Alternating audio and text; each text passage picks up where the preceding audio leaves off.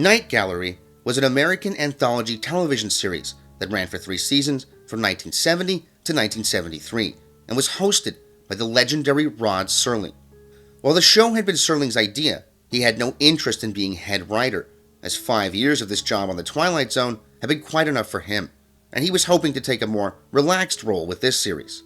Serling may have later regretted this decision, as it allowed producer Jack Laird to make Night Gallery a series largely devoid of social commentary, something Serling would complain about in numerous interviews around this time. Serling would still write some segments of Night Gallery, at least the ones that weren't rejected, and these would be counted among the show's best. Like, for instance, The Cemetery, about a greedy nephew trying to acquire his uncle's fortune, only to find that money can't buy peace of mind. Or The Doll, about a British officer being terrorized by an evil doll intent on revenge for his actions in British-occupied India. Another fun and very weird story is Green Fingers, about a merciless entrepreneur who becomes murderous in his pursuit of an eccentric old widow's land, leading to some botanically bizarre results. There's also The Caterpillar, about a jealous man's scheme to rid himself of his romantic rival by using a brain-eating insect. But while these stories are all good fun, most of them lack the kind of subtext and poignancy that The Twilight Zone was known for. One story that does not lack these things can be found in Season 1, Episode 6 of Night Gallery, and it's called They're Tearing Down Tim Riley's Bar. The story follows struggling director of sales over at Pritkin's Plastic Products, Randy Lane. Randy is 48 years old, a widower whose wife has been dead for 18 years, and a veteran of World War II, having served in Europe. Despite this, he's been forced to compete with men half his age just to keep his job, and seems to get very little sympathy from his boss, for whom he's worked for 25 years. On top of that, Randy has found it difficult to focus on work as of late. In fact, he's found it difficult to focus on anything except the fact that they're tearing down Tim Riley's bar. At the beginning of the story, Randy is late to work after having spent an hour just standing in front of the bar, allowing his overly ambitious young coworker to swoop in and take over his recent account. Randy's secretary, Lynn, shows genuine concern for his well-being mixed with romantic interest, but he politely rejects her. When Randy goes back to the bar and runs into an old policeman friend, he recalls that he had his first date with his wife right there at Tim Riley's bar.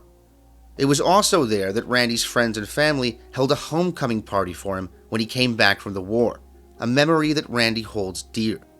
After his friend leaves, Randy suddenly hears the sound of singing and runs to the window to see the bar looking just as it did back in 1945, complete with all of his loved ones. This is the first in a series of what might be called hallucinations that Randy undergoes throughout the course of the story.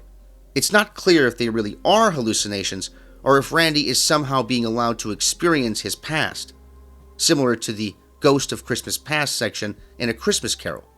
Later, Randy finds himself back at the offices of Pritkin's Plastic Products, only now it's just called Pritkin's Products, as Randy has been transported back to his first day on the job.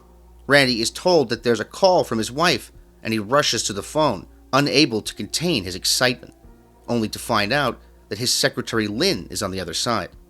Later that night, Randy breaks into Tim Riley's bar and is almost arrested when the cops find him drunk. Luckily, his old policeman buddy gets him out of trouble, but when he tries to get him to leave, Randy breaks down sobbing, confiding in his friend that his life is one of anxiety and loneliness.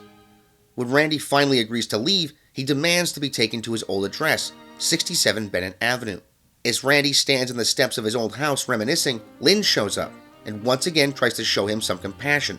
As it begins to rain, Randy remembers the night his wife died and suddenly finds himself in the hospital, once again being told the news of her death, which he had arrived too late for. The next day, Randy is unceremoniously fired from his job when it's discovered that he spent the night in jail for public intoxication. When Lynn tells Randy that she's coming with him, he says he doesn't think that's possible, since where he's going, he doesn't think they'd let her in. Randy bids a soft goodbye to Lynn, telling her that he's been a little too late all of his life, and that for this particular date, he's not going to be late at all. After Randy leaves, Lynn excoriates Randy's boss, saying that just one word of kindness would have been enough, and yet he couldn't even give Randy that. Randy heads back to Tim Riley's bar and finds a crew preparing to demolish the building. He begs them to wait, but is then once again transported back to 1945, where he's greeted by the ghosts of his old life, including Tim Riley himself, Randy's father, and his beloved wife. Everyone begins singing to celebrate Randy's return, but the voices suddenly cut out as the sobering sound of jackhammers fills the air, and the ghosts begin to freeze. As they all begin to disappear, Randy begs them not to go, telling them that he has no place there, no function, no purpose. As the last of his old friends disappear and the demolition crew tells him to leave, Randy finds himself stumbling out of the bar, dazed and bewildered, forced to face the harsh reality of his life.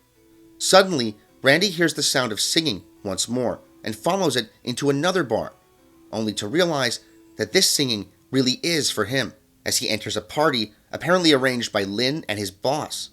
Randy's boss apologizes for not showing him more appreciation and makes a toast to the last 25 years and to the next, giving Randy his job back. Surrounded by cheers, Randy is embraced by everyone in celebration as Tim Riley's bar is torn down across the street. Their Tearing Down Tim Riley's Bar was nominated for an Emmy for Outstanding Drama, one of only 2 segments on the show to receive this honor. The protagonist, Randy Lane, is played with a deep sense of regret by the wonderful character actor William Wyndham, who had mostly played supporting rather than starring roles, like his brilliant performance as Commodore Decker in the episode of Star Trek called The Doomsday Machine. Just like his character, Wyndham had also served as a paratrooper in World War II, and his performance is marked by a sincerity rarely seen in Night Gallery, taking full advantage of the script. It's one of Serling's best, and was cited by Serling as his favorite of the series. This may be due to the fact that Serling must have identified greatly with the character of Randy Lane. When this episode aired, Serling was only 3 years younger than Randy, and his fears and insecurities about being an older man in a younger man's game are on full display in the script. Randy's old address, 67 Bennett Avenue, was the same as Serling's childhood home. Like Randy and Wyndham, Serling had served as a paratrooper during the Second World War, which had led to him witnessing scenes of horrific violence that had left him traumatized. For years after, Serling would experience post-traumatic flashbacks to this period, just as Randy begins experiencing flashbacks to his old life. The connection runs slightly deeper than that, though. It was in 1945, after returning home from the war, that Serling would walk past an old restaurant where his high school ball club had frequently met, seeing that only the front facade was still standing and that the building would be torn down soon. Serling was suddenly gripped with a terrible feeling of self-pity and betrayal, as if a piece of his life had been taken from him. 20 years later, in a self-described moment of depression, Serling would be inspired by this incident to write They're Tearing Down Tim Riley's Bar. Serling himself once said that all writers had certain preoccupations or themes, and that his main preoccupation had always been a desire to return to the past or to become young again. Serling had previously explored this theme in The Twilight Zone, with episodes like Walking Distance, about a world-weary advertising executive who visits his hometown and somehow travels back in time to his own childhood, or A Stop at Willoughby, about a world-weary advertising executive whose train drops him off in the 19th century. The noticeable similarities between the episodes seems to indicate that this was an idea that Serling was, whether consciously or unconsciously, attempting to perfect. If that's true, then Tim Riley's Bar represents, in my opinion, the culmination of this effort. The idea of a burnt-out advertising executive obsessed with the past seems to have been an influence on the show Mad Men, an idea seemingly confirmed by Mad Men creator Matthew Weiner when he cited Twilight Zone as his favorite television series. I think it's possible that Tim Riley's Bar was also an influence on Weiner, though I have no evidence to back that up. The theme of an aging man dealing with a changing world is certainly present in both Mad Men and Tim Riley. Serling's trademark style of dialogue is also on full display here. In one scene, Randy admits to his young coworker that it's only a matter of time for him, saying, "I'm on the way down, you are on the way up. We're just passing each other in midair."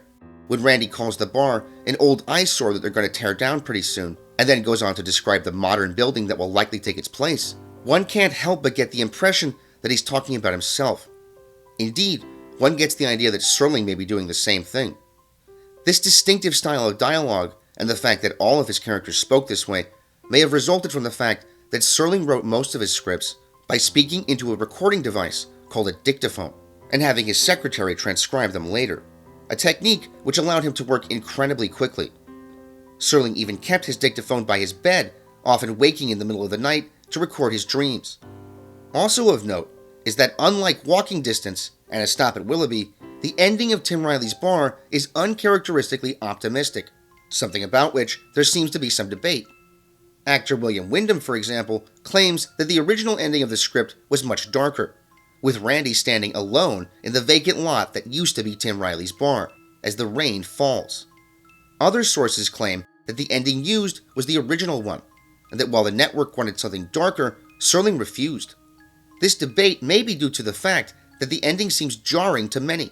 Personally, I love the ending, but it is kind of odd how Randy seems to just stumble upon his own party, and one can easily interpret this scene as yet another hallucination.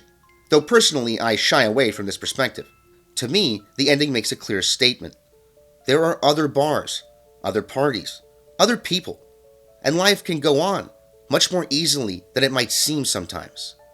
Earlier in the segment, when Randy reminisces about pre-Pearl Harbor summer nights, we get a hint at what Serling's true motive for time travel may have been. Throughout his life, Serling would work 7 days, sometimes 98 hours a week, and was known for smoking 4 to 5 packs of cigarettes a day. 4 years after their Tearing Down Tim Riley's Bar aired, Rod Serling would suffer a major heart attack. He would then be admitted to Strong Memorial Hospital in Rochester, New York, where he would undergo heart bypass surgery, suffering another heart attack during the operation, his third overall, ultimately leading to his death the next day at the age of 50. According to his surgeons, Serling's artery had been disintegrating from stress, years of heavy smoking, caffeine, and alcohol. In an interview given shortly before his death, Serling was asked what he wanted people to say about him 100 years from then. He responded, "I don't care. I just want them to remember me 100 years from now. I don't care that they're not able to quote a single line that I've written, but just that they can say, 'Oh, he was a writer.' That's sufficiently an honored position for me." Rod Serling was a man who struggled against the world, against conformity, against bigotry. He was a man with a deep sense of responsibility and a deep love for humanity. He was a writer, and we shall not look upon his like again. Their Tearing Down Tim Riley's Bar can be found on both DVD and Blu-ray sets of Night Gallery Season 1, and can also be viewed at the Internet Archive along with the rest of the series. If you've never seen Night Gallery and you're a fan of Serling, I recommend it as a nice way to start the Halloween season. Okay, well, hope you enjoyed that one.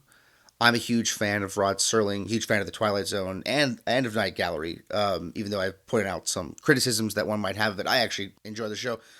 Guillermo del Toro is also a really big fan of it, so, it has its fans. Hope you like that one. Park Narcs. Woo!